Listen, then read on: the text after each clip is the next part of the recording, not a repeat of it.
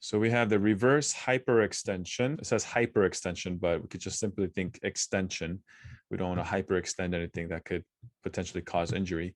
And for this, we will use our GHD machine.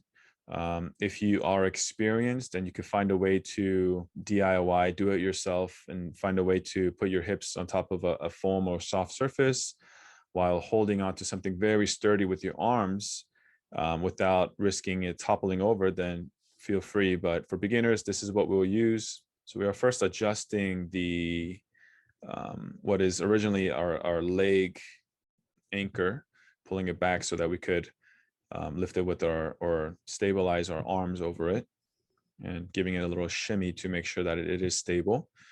So we're reaching forward and kind of propping up our belly on top of this pad. So our legs are hanging off the ground.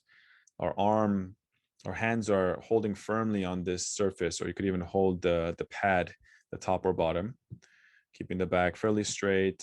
We're going to initiate the movement by lifting both heels off the ground while keeping our knees straight. So we're not just bending at our knees, we're actually lifting our whole leg straight up to engage our glutes and your lower back.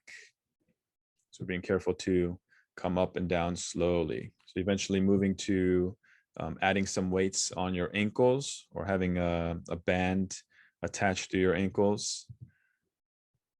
So there is an actual reverse hyper machine, but for us, this is a way to start, at least with our own body weights.